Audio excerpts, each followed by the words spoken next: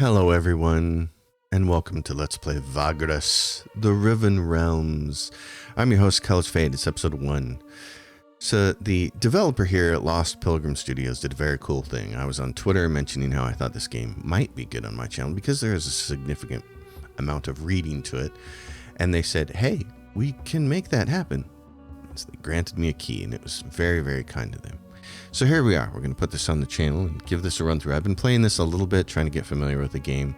And what I'll say up front is it shares a lot of similarities with War Tales, except instead of being a fully realized 3D world played from an isometric top-down view with isometric turn-based combat, it is a game played entirely from a 2D screen with a lot of very nice artwork. It's pretty fantastic.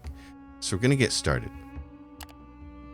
There are two modes. There's the Wasteland mode and the Dissonance mode. The Wasteland mode is the way the game is meant to be played.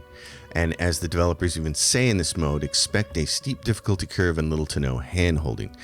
Vagrus has something of a reputation as being a very, very hard game. But it's not hard in the same way that we think of games like Dark Souls. It's hard in a little bit different of a way, and we'll get into that as we go along. So, nothing beside remains around the decay of that colossal wreck, boundless and bare, with lone and level sands stretch far away. Ah, yes, a Vagrus. What a profession. Daring and savvy, always watching the horizon, always looking for an opportunity, and of course, for what is best for his comitatus, eh? And you are a Vagrus too, are you not? Many of your kind have I seen in my long life as a vagabond. Care to listen to a story about your exquisite occupation, good master? It is a tale of woe and terror, but it is also a tale that is true, as I have seen it with mine own eyes. So, Pilgrims of the Wasteland is a tutorial, and then I believe that you can open up into the wider game after you finish the tutorial. We are going to just jump straight into the game. So we're going to skip that part. We're going to create our Vagrus. Good master, fair enough. You don't want to hear tales of trusts betrayed and of bad decisions? It makes sense to me, with you also being a Vagrus and all that. Tell me, have you been long at it? And where do you come from? It is not often that I can talk to one of your kind. So Vagrus is essentially the caravan master. The comitatus is the name they give to the caravan or the group of mercenaries or whatever. It's not necessarily a group of mercenaries. It depends on what you actually want to do with the game. And this is kind of what's cool about this game, is that it reminds me a whole lot of playing Privateer way back in the day, because in Privateer, you could decide how you wanted to make a living. You could either safely try to trade goods, or you could run contraband as a smuggler, or you could become a bounty hunter and hunt down the dangerous targets for the big paydays. The same sort of thing happens here. There are several different kinds of humans, and then of course there's dwarves, elves, orcs, dark elves, and demonkin, and they all have different kinds of bonuses. The Imperial has these bonuses right here. These are plus 30 to reputation with these houses. This helps you get contracts. You need reputation to get a certain kind of contract. You need reputation to keep going up to get the next level of contracts. It can be very hard to build that trust, these reputation points, up by themselves.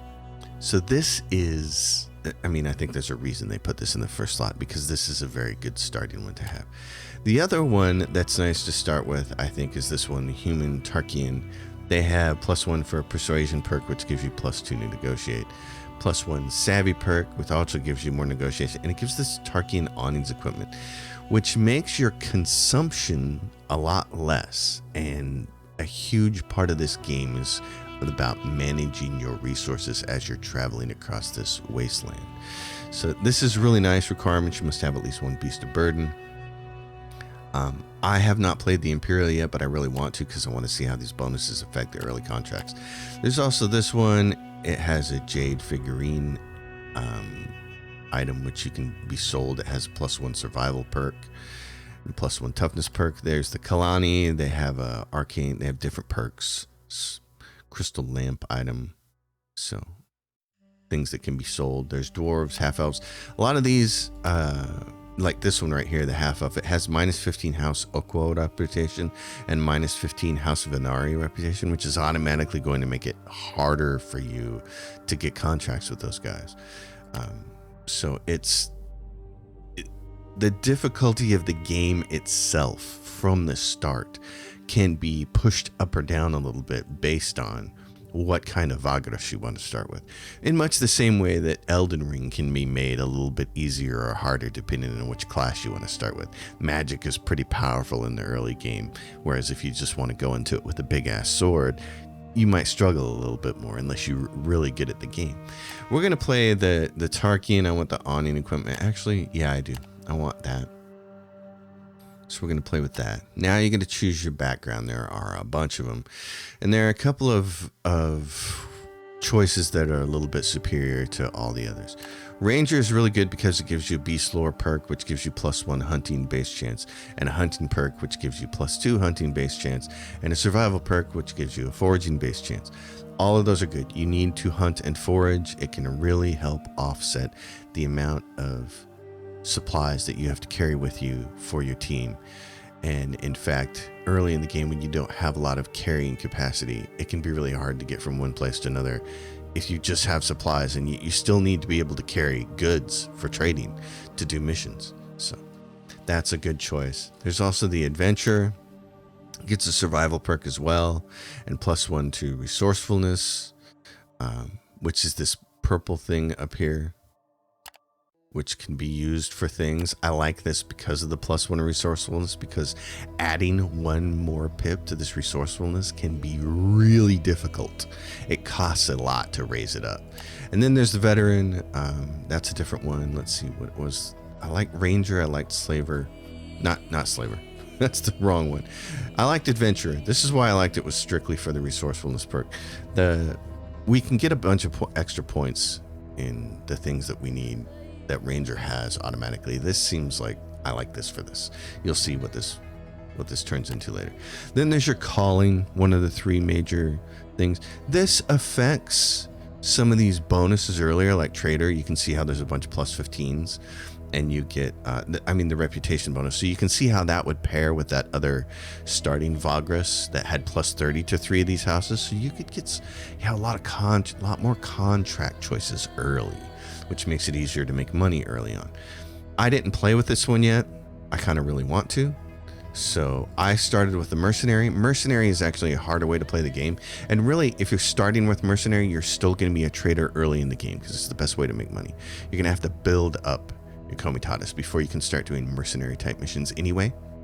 So in terms of trying to make things easier for yourself, it's better to start with trader. Then there's explorer, which is another kind that is even harder, I think. I think these go in level of difficulty as far as I'm concerned. There's the trader, there's the mercenary, the explorer. You see them, the explorer gets yet another one of the resourcefulness, which is really nice.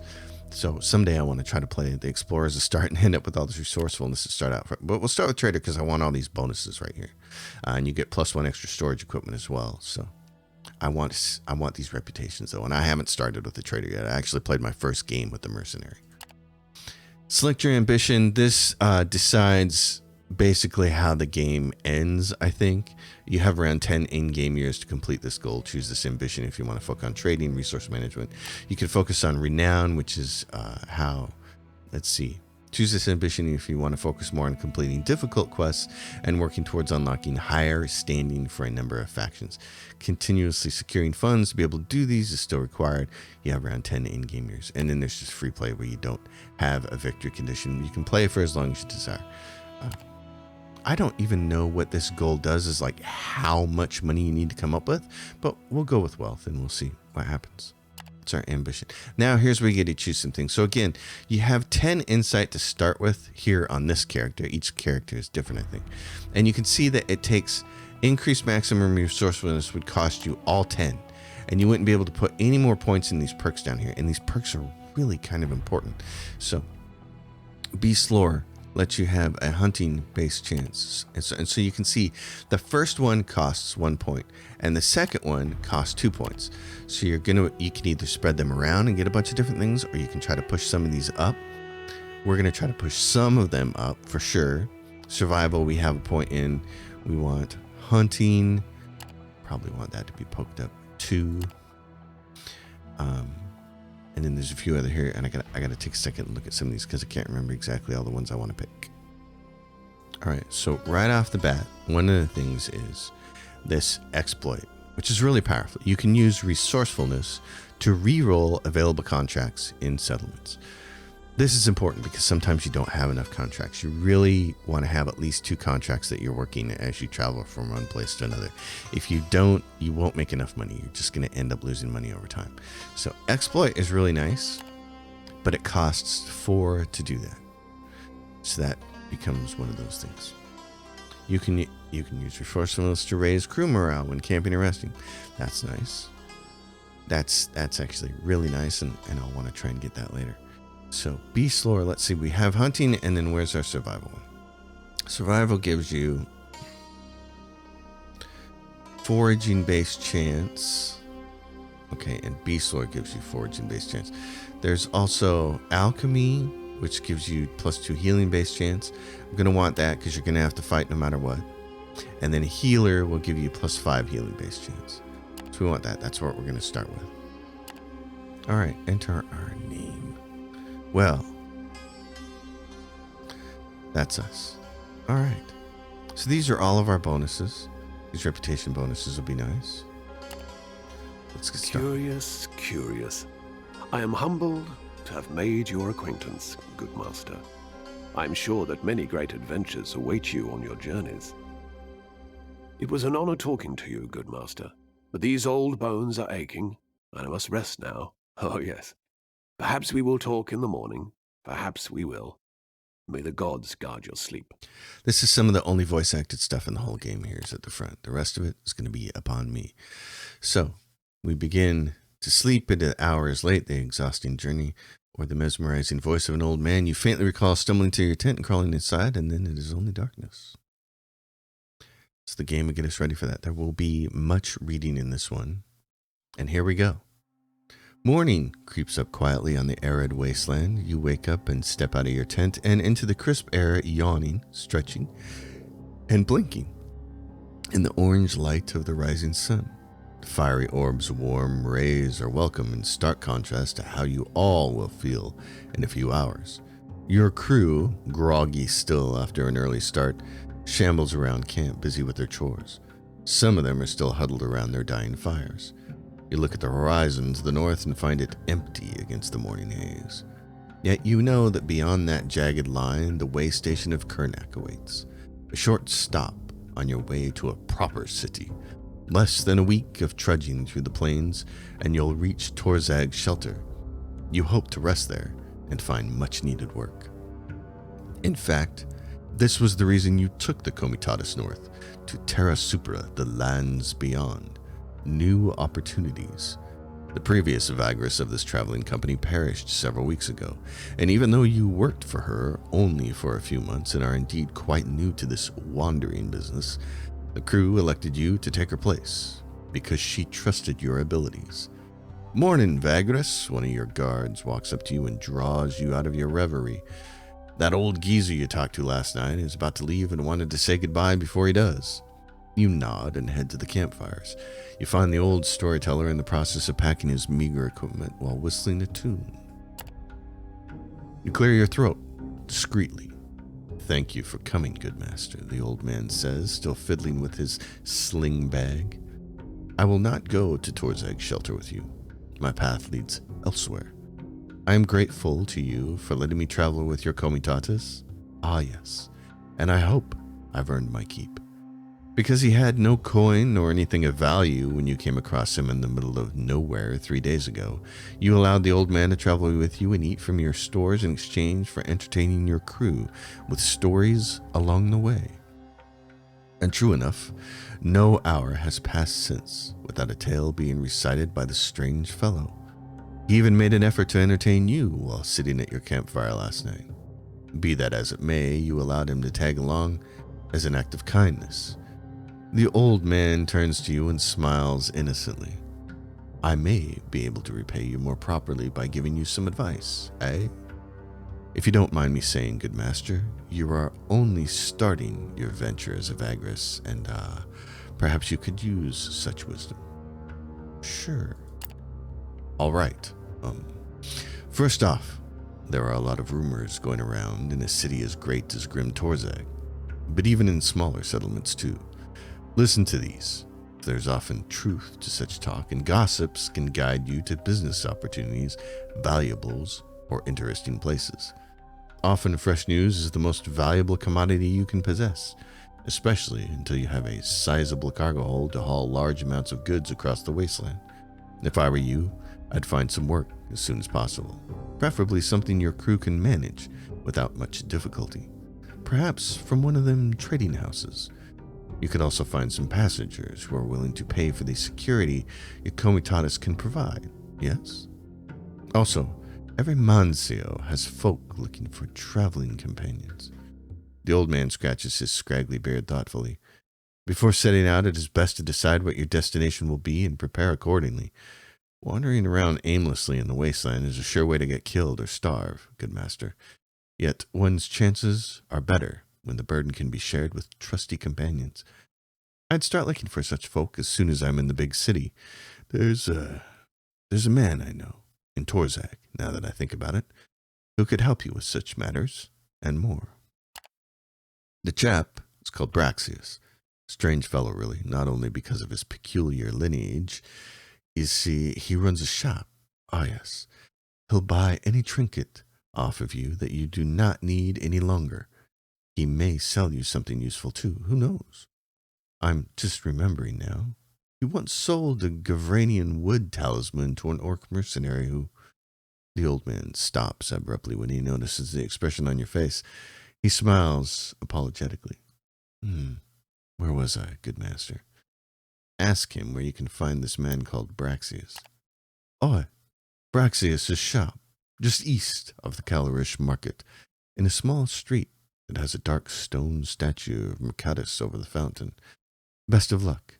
Aerophones be with you, good master. I'd better go now. All right, you watch the old man as he walks away alone into the wasteland. It's time to set out. Torzag's shelter is waiting, but before that, it would behoove you to visit Karnak Way Station, only about a day's travel to the north.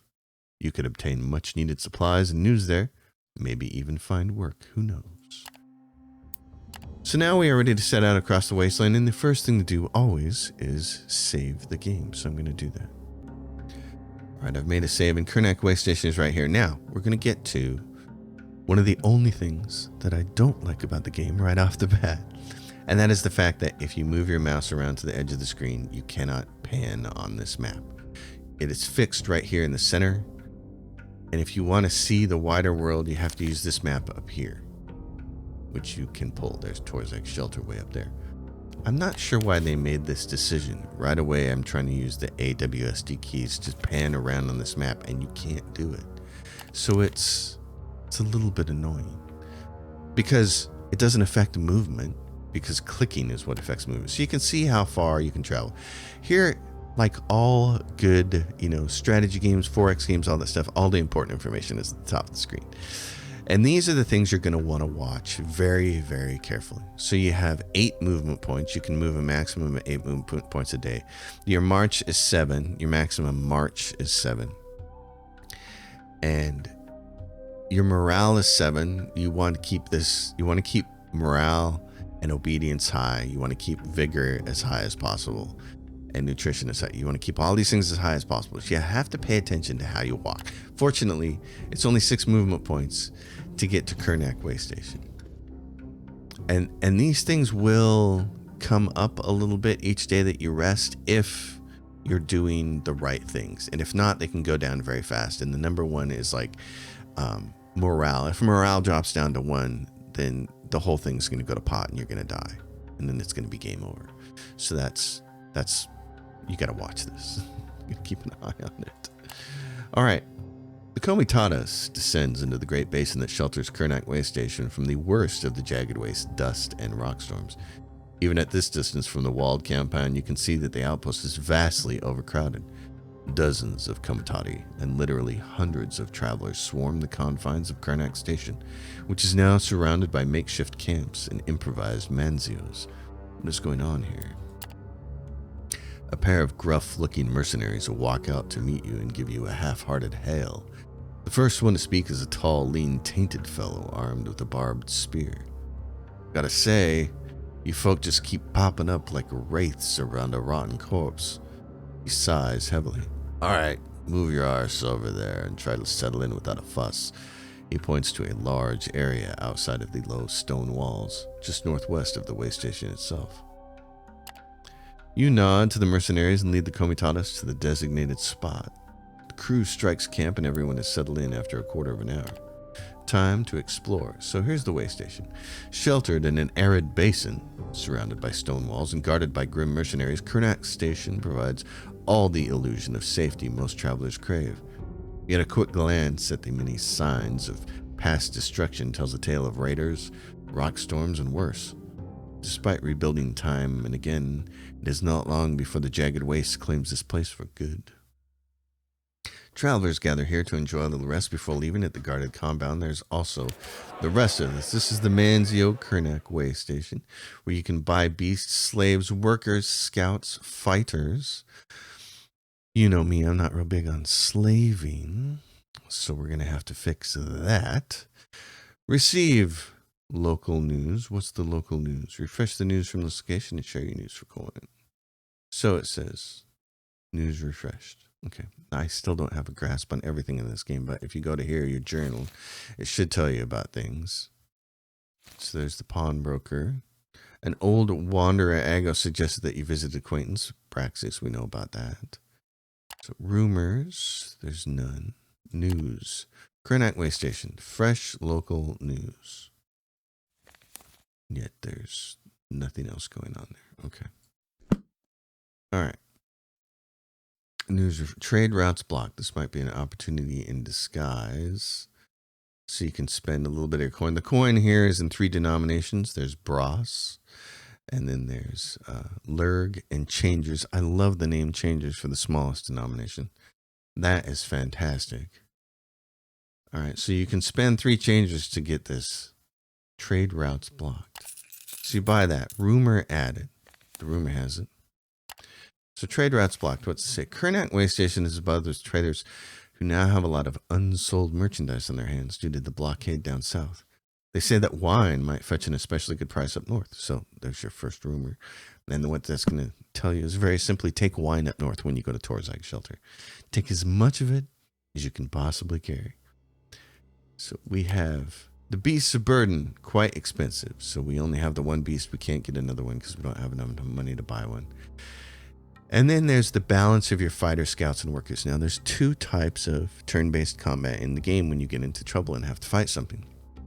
One is a more personal kind of combat that only takes place with your companions, and we have none right now. And the other is a bigger kind of combat that involves your whole Comitatus, and that means fighters, scouts, and workers are going to fight. And right before you fight, you want to upload outriders if you can. If you have horses, you put fighters on them and become outriders. You can see how here's your fighter score and here's your scout score. So right now our total score is 43. If we use outriders, it changes it to, let's do the math here, to 41, 9. So it changes it to 49 from 43. So our strength goes up. Me having to do math early. Yikes. So that's how that works. And you'll get to see that eventually. And you get enduring effects that last all time. But anyway, when you're traveling, there's a couple different things going on here. You can take roads, and they're a little bit faster. But you will consume only your supplies for meals when you camp. Otherwise, you can look at your cargo, and you have some supplies. And you will consume supplies and anything that you hunt, if you hunt. But to do that, you have to travel off-road. So all of that hunting and survival stuff comes into play when you do that. You want to do that as much as possible. But in order to do that, you need a crew that can support it. And 2 scouts is not enough. And here's what I found, a general rule of thumb. You want to have as many scouts as you have fighters. And if you do that, that seems to work out pretty good. Now, the other thing is getting enough workers. Slaves are free. They have a huge upfront cost. Well, I guess I shouldn't say huge. It's 7 lurg and 6 changers. Workers are just 1 changer, but then they have an upkeep of a changer a day. So obviously, if you have slaves, they're already a sunk cost, and they don't cost you anything every day. We want to eventually get rid of all our slaves and just have workers, because I hate slavery, even in video games. So we'll be doing that. But for right now, since we already have them in their sunk cost, you can sell all of these guys, and you can make a pretty good chunk of change selling all of them, and then use that money for something else. You'll need to buy some workers. You'll need to rent some to get that number up. But that's something you can do, and I've done that early, just to ease my conscience.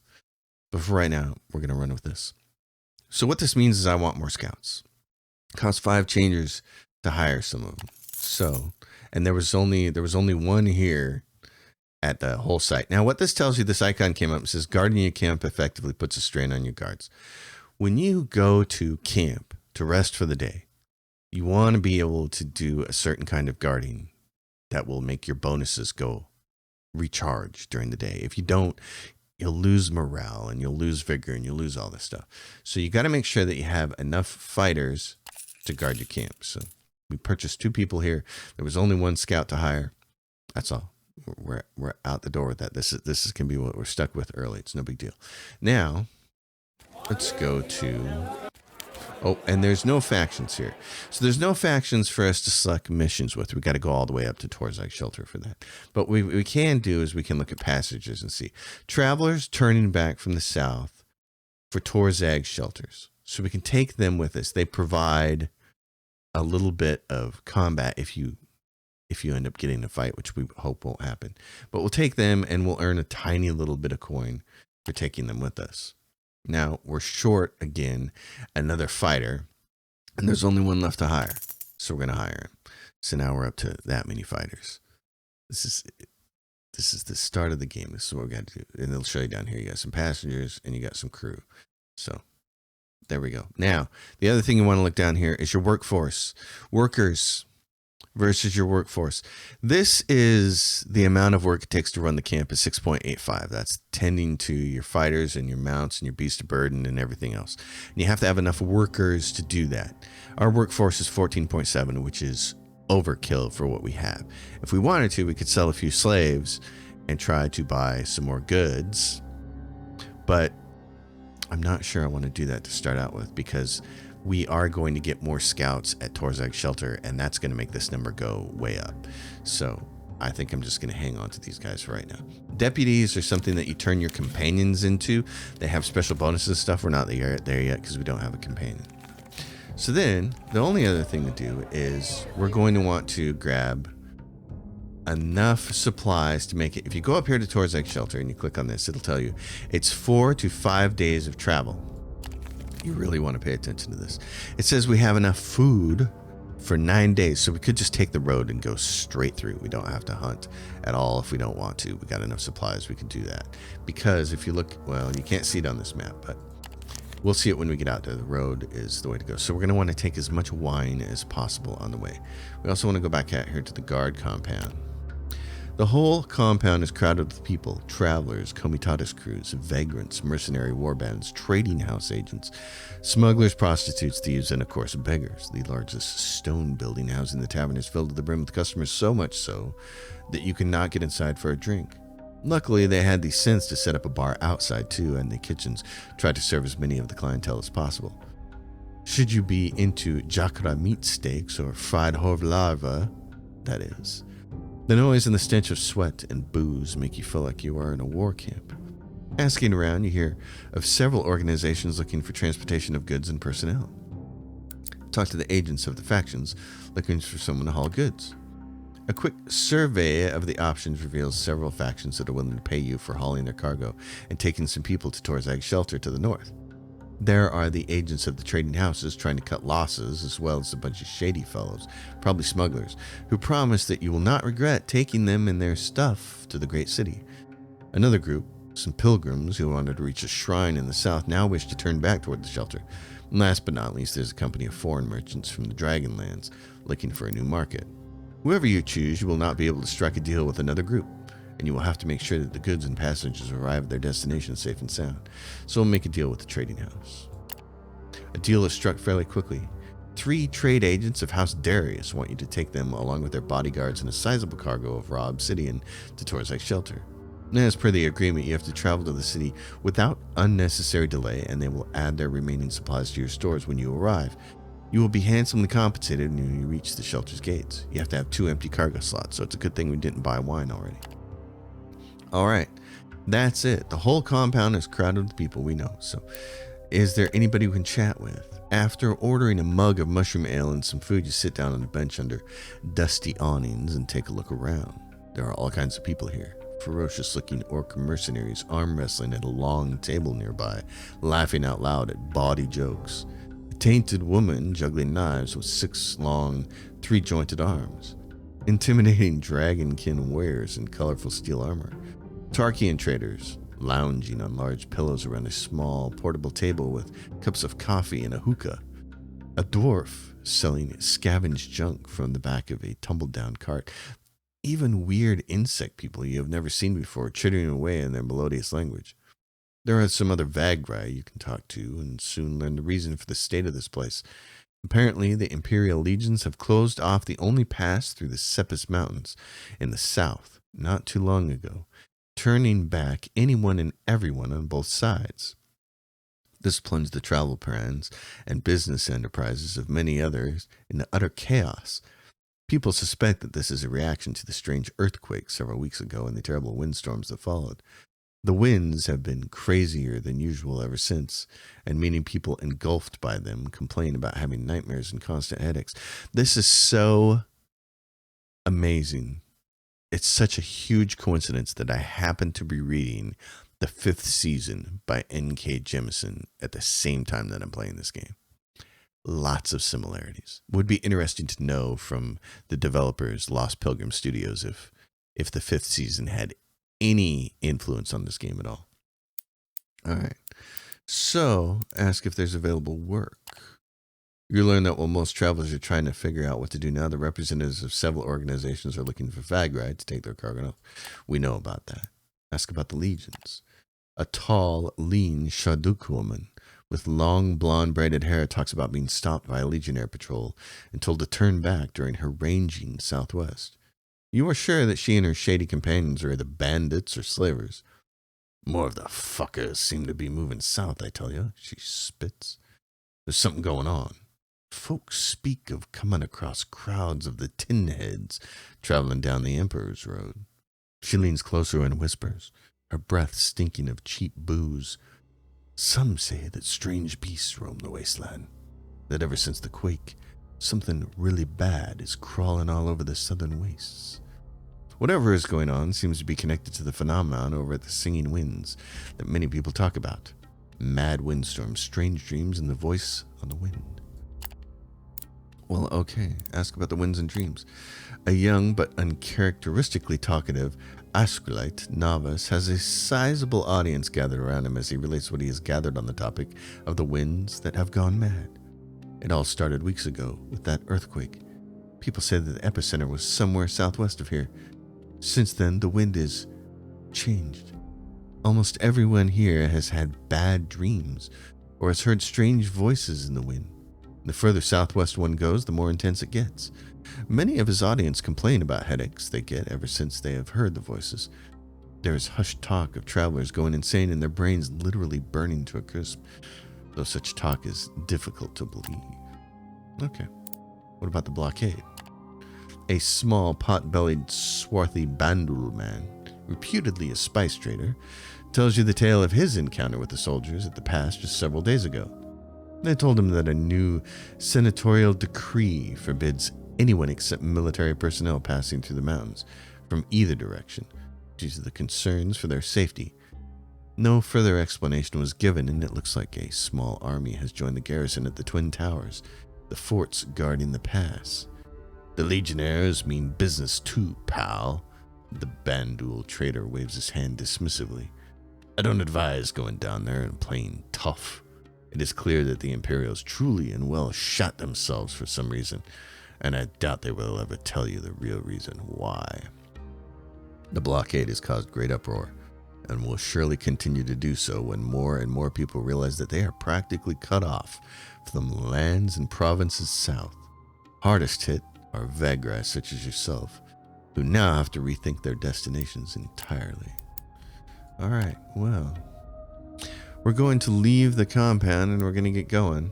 Now we can rest here. Let's see, we're going to leave this, we can go here. We can rest for the night here. So here's where I'm going to make one of my first saves, and here's what I recommend that you do. You have a save for when you enter a city, you have a save for when you're about to leave a city, and you have a save, and then the game will auto-save on the road every single day. But it's good to have saves as you're going in and leaving cities. All right, so what we're going to do here is we're going to look at our cargo.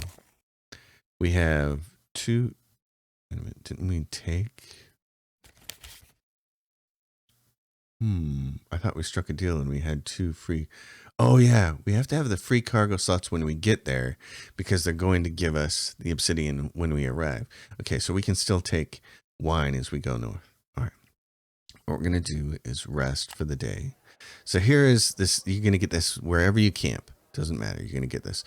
And here is the thing.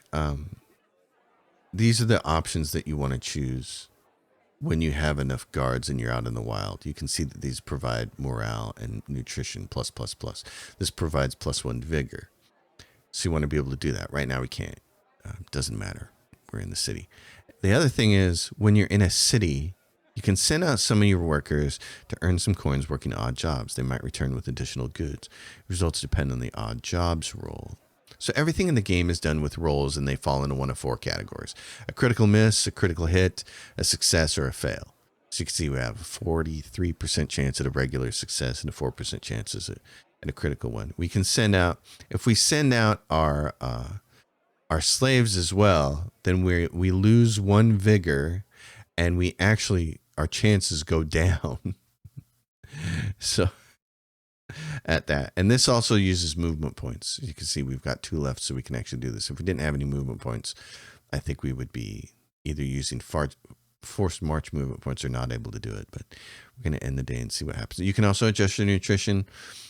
If you need to get, if you need to boost these numbers, like your nutrition number up, this is the way you do it. But of course it requires more goods. So... and then there's this. Discipline 1 or more of your slaves to gain obedience. Note that disciplining your slaves has a diminishing return and may have the opposite effect on obedience. So liberate 1 or more slaves to gain obedience. So you can do that. I'd rather sell them off and get the cash. But end the day. Odd jobs failed. And we get -1 vigor because it failed. Boo. Okay. Alright.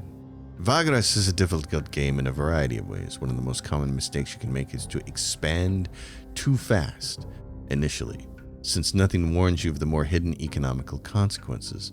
Instead, focus on faction trade tasks. These will take you to new locations, and by working on them, you can accumulate much-needed money reserves. Many mercenary tasks are extremely difficult for a new comitatus. Fighting outlaws or creatures is not an income source in general. Try to avoid conflict whenever you can, unless on an active mercenary task or quest to combat them. You are likely to run into a few death spirals before getting the hang of it, so do not be discouraged if it happens. If you feel that the learning curve is too steep, though, we recommend starting a new game in distance mode. Forget about that. We're gonna play this. This is why it's just so important to make the saves before anything happens. Okay, so what we're gonna do before we leave is we're going to try to load ourselves up with stuff here. Let's see.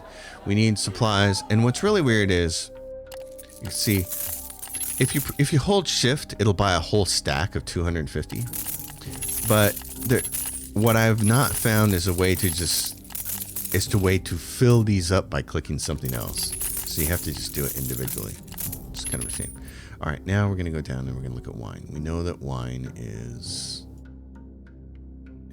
and this for this we'll hold shift click. We know that it's valued where we're going. Oh geez. Okay. I probably shouldn't have bought that much wine. Oh, you have to pay your wages on the way. That could be a problem. Okay. Well, what we can do is sell a couple of slaves. You can see right here our workforce is still fine. So we're going to sell slave. Sell slave. That gets us to 5. I'm at 11. Action will cause you to have to get rid of excess cargo. Okay, then I don't want to do that. So, no. Save that. Save that up there. No. Okay, go back. All right, so this is what we're at. We're at 5 slaves, 5 workers. We're at 11.8. We got this. We got some money. All right, let's leave. We got our movement points. Let's take off. Load the cargo and put up the passengers. Oh, now they want the cargo. Oh, dang it. Okay, we're going to load a save. That was confusing. So you can see how the game doesn't hold your hand. It does things that doesn't make sense. Like once you struck a deal with those people, I would expect that their goods automatically go into the cargo hold, but they don't. So we're here with our goods. We're going to, okay, so what we're going to do is to get movement points. We're going to rest for the night like we were going to do that one time. And we're going to send these guys out to do odd jobs. It's going to cost us the 2 movement points. We're going to end the day. We failed the odd jobs, but we didn't lose vigor this time, which was nice. We get that warning. We're going to go back to here. We're going to buy supplies until we get to 250 and 250. Then we're going to go down here and we're going to buy wine because we know we can buy 4 more. Oh, what is this? This is luxury wine. Oh, crud. Okay. I can't get any more luxury wine? Mushroom beer. Nope. That's just what we got. Okay, well, we'll take that north. All right. In that case, now we're going to do it. We're going to leave, load the cargo, plus 16 obsidian, and House Darius traders join your comitatus. All right. So the road, as you can see, is over here, and movement points along the road are 2 and 2 and 2 and 2. We have enough food for 6 days because remember we had more. We had like 9 days, but their people joined our comitatus. So now that's more mouths to feed. So what we can do is we can try to go up here and we can camp here and hope we get a roll. So this is the part of the process. So here, postcards, sufficient, no bonuses, no penalties. If we do this, you lose a vigor, but you gain obedience and morale. So we don't want to do that. You don't want to lose vigor, if at all possible.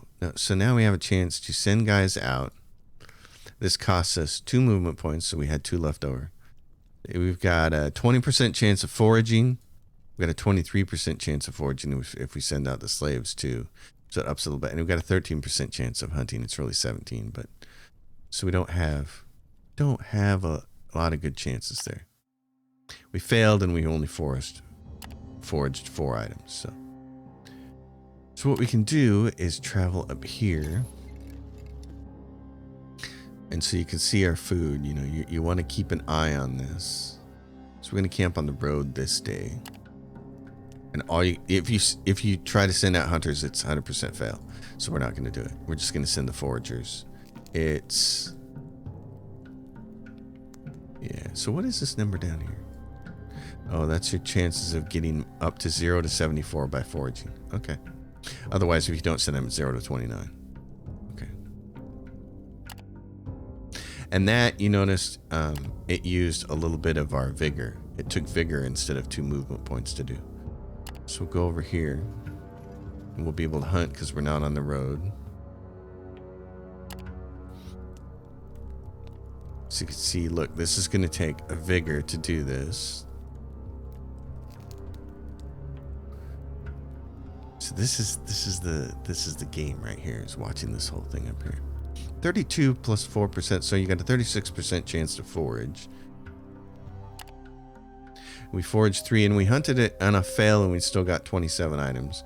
So that's nice.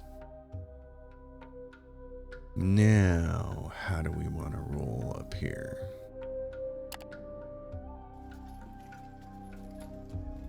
There we go. The hunting chances here are bad. We're fresh. This costs us a vigor. Let's see. This is what I don't always understand about the game. What happens if I don't do this? So if I don't send out any hunters, I get my vigor back. Some days it's movement points that it costs to do acquiring supplies, and sometimes it's a vigor, and I'm never quite sure. Why. There's just stuff about the game that I still don't understand yet.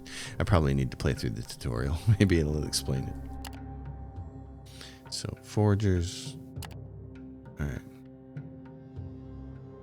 So if we go down here on the road, how many supplies? We have 3 days of supplies. How close are we? We're halfway there. So we go down here on the road. I want to see if I can get a vigor back. We're still fresh.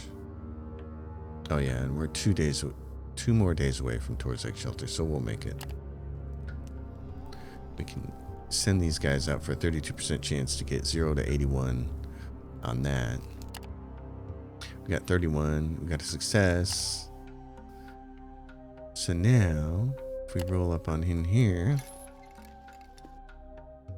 your crew grumbles. It's not a rare thing, as there is always a reason to grumble, but this time they bitch and moan about not getting paid, which is a fairly good reason if there was any. You notice the signs and are quite aware that it cannot go on like this forever. Otherwise, the least unsettling thing that happens is they start leaving. Then they're going to steal your belongings too. Just keep in mind to pay their due. Okay. Well, I guess we need to get to Torzag shelter then. Alright, we're going to march our butts in here. Force march.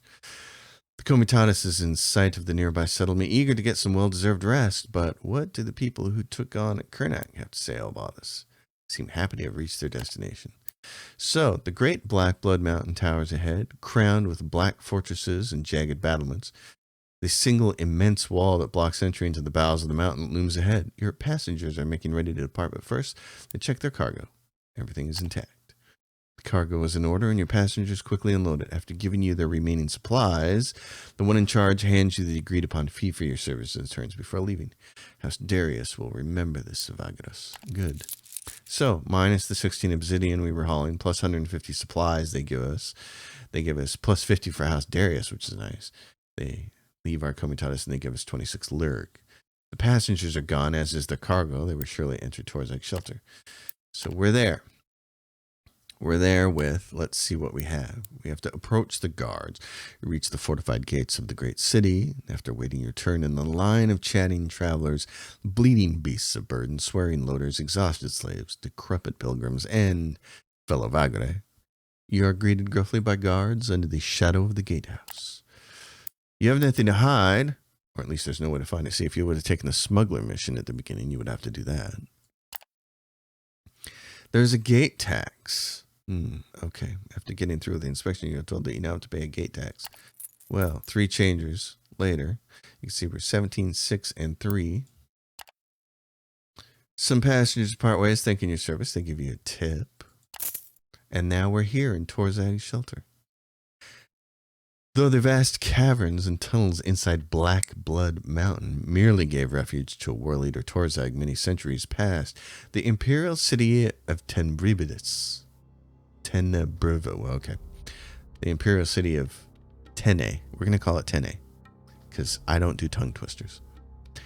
Or as people have been persistently calling it, Torzag shelter. See, that's pronounceable. That sprung up. They're following the war, managed to transform it into one of the most important settlements on the continent. Often referred to as Surgorod City, the shelter not only houses the Cathedral of the Raging One and its immense Everdark caves, but is also a bustling trading settlement and the center of obsidian harvested in the region. Thousands toil and haggle under its wrought iron chandeliers every day, while servants of the Master of Curses deal out justice in the name of their malevolent god. Okay, well, we're here. Let's make some money first, shall we? So here is the faction pane where you can see all the different faction stuff. Many settlements have faction panes like this one, where you can interact with factions with presence at the given location. Each faction provides a variety of tasks you can take on, and tasks are procedurally generated, non-story related objectives you can complete for money and reputation with the factions. You can take on tasks under the available tab. Each has requirements including faction standing, that's the most important part, you gotta have that, and free cargo space. The active tab, the rewards tab, lists all the faction standing rewards you can potentially claim. You are unable to claim rewards if you do not meet the faction standing requirement for the faction's presence in the settlement is too low for the given reward. Note that you can only claim equipment and gear rewards once. Effects can be reclaimed if you lose them due to losing faction standing, but become eligible for them again later on. In this case, any level of corresponding faction's presence is sufficient. By default, you can take on one task from a given faction, but a better standing allows you to take on more. So, you can see these guys. We don't have faction reputation tier 1, so we can't do these guys things. So right now, the only thing we have is distribute goods for House Okwol. And, and so you can sort these by, if we sort this by level, which is what you want to do. So, escort. Kind of want to avoid these early. Plus, look, it doesn't pay. This is going to have you go from here to Arkan, which we can look on the map at any point in time and see where we are. Arkan is, let's see. It doesn't show it on the map yet because we haven't got a mission to go there, but Arkan is right here on this road. I think it's right here. And then there's something up here. There's Devon. This place is here, but it's not worth stopping at. And then I think over here is Lumen. I'm not sure. Can't remember. Anyway, so here is procure goods. This is just a caravan thing, and this is distribute for House Lumo. So this is deliver 15 mushroom beer to the Crimson Gate. It's for 13 brass, and this is to go to Lumen, and it takes 15. You have 15 days to accomplish the mission. It doesn't take that long to get to Lumen. It takes about 7 or 8 days, but you need to pay attention to these things. Even more that you have to pay attention to, something that's more important to pay attention to, is when you start to do the defends and things like abduct and rescue, you have to pay attention to not only where you have to go for the mission, but where you have to go when it's over, because it won't always be the same place. And you can only get paid by taking, like, if you're going to do an abduction, you have to abduct the person and then you have to take them somewhere. And that can be far away. And it can be a struggle to have enough goods to actually be able to pull that mission off. So you have to be really, like, this rescue pays 44. This is great. And it's near Karnak Way Station. And there's 79 days to do it. And if you hover over it, it'll give you an idea of the encounter difficulty, 123. We don't have enough power to do that. But if we did, it doesn't take much to get to that power to do that. But the question would be, rescue, where do we have to take this person afterwards? It says, and bring them to Saloum. So where is Saloum? It's like, I bet if you take that mission, it's going to tell you Saloum is somewhere really far away. So obviously you're going to spend a whole lot of time traveling and stopping at places along the way and buying goods. And who knows, early in the game, that may be a break even or lose money deal, even though it looks like a boatload of cash here. So you got to be careful about those kinds of things. So we only have one of these right here, but remember, we do have the ability to refresh this list. So that's something to keep in mind. Okay, folks, there's been a slight pause here. I'm freaking out. I'll explain why in a second. This button up here is to use your resourcefulness to re-roll the contracts. I think how you can make this work is to pick the contract you want, then re-roll, and if there's another one going to the same location, pick it and go. However, you cannot use this right now because we only have 4 resourcefulness, and it takes 5. It used to take 4. I believe it used to take 4 in early access, and they bumped it up to 5. So we will not be doing that. We're only going to take 1 contract. We're going to go to Lumen first. And that's what we'll do next, is we'll go to Lumen. We're going to go sell goods, though, first. So you can go here, luxury wine, and we can hit sell. And it jumped us from 18 to 37. Now, what we're going to want to do is reinvest some of that money in a beast of burden. Yes. So if we buy for 25, that knocks us all the way down. We might want to wait until the next city to buy a beast of burden, and then actually,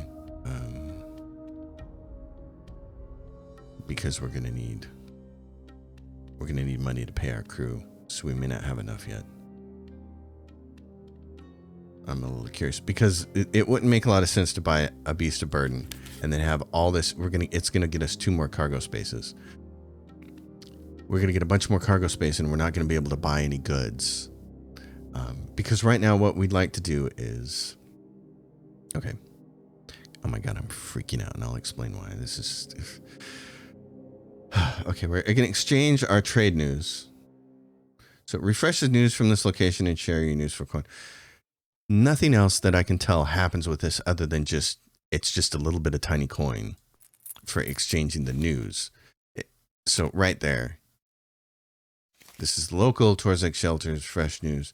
But when you click on it, nothing happens. So I don't think this has anything to do with anything. It's just, oh, hey, there's some news and some gossip, and you get like a couple of changes out of it. Big deal. The rumors are the more substantial thing. You can spend 2 to buy here. Renowned craftsman goes in the town. So then you can go over to rumors. A change in the winds. All right. Source location, Karnak, Wasteland. Renowned craftsman at Torzag shelter. You overhear people talking about a Kalish fellow who is taking commissions for equipment for Komatati. Apparently the craftsman settled down in Crystal. Something quite curious for his kind, so touched by wanderlust. Okay. So in Crystal, there's this dude that we might want to go and talk to. Okay. That's fine. I'm going to end this episode here because it's been an hour, and I just had a huge piece of information come across my email. My fantasy manuscript just got another full request from a literary agent. Full requests are a big deal. So I'm going to go take care of that now and send that to them. And everybody, cross your fingers for me, please. Oh my gosh, a full request. That is huge. Okay. I'm so excited. I screamed. I had the microphone muted and I screamed. I got both my fingers crossed, and I'm going to try to find a way to do my toes. I'll see you all next time on the next episode. I think I'm just going to put this up on Saturdays. We'll do this every Saturday. We'll keep exposing more and more of the game here, seeing more things going on. We'll get combat and all that kind of other stuff, and you'll get to see the many, many death spirals and reload it. Reloading in this game, saving and reloading, is just a part of playing the game, in much the same way that dying is actually a part of Elden Ring and Souls games. It's baked into the game. It's not a thing that you necessarily are supposed to avoid. It's just baked into the game. You have to learn how to deal with it. This is the same way. You're going to make saves. You're going to have the random number generator bite you in the butt. You're going to have bad rolls. Things are going to spiral. Your crew is going to desert you. You're going to die. And you're going to re-roll and say, okay, what did I do wrong? And you're just going to keep learning and learning and learning until you get better. And even then, even when you really still know exactly what you're doing, you can still get bitten so hard by the random number generator that you can die. And so the simple thing, the reason why it's there is just go back to a previous save and start again. So I'm going to save the game here. We'll come back to it for the next episode next week. But right now I'm going to take my freaking out body right now. I'm shaking. I'm going to take it. I'm going to go send this person the manuscript and cross my fingers. Everybody, thanks for watching. As always, if you dig it, give it a thumbs up, subscribe to the channel, leave your questions and comments down below. And I will say a big, huge thank you to Lost Pilgrim Studios for giving me a key to this game and letting me play it and have fun and put it on the channel. So thank you, Lost Pilgrim. I'll see you all next time. Until then, happy gaming, everyone.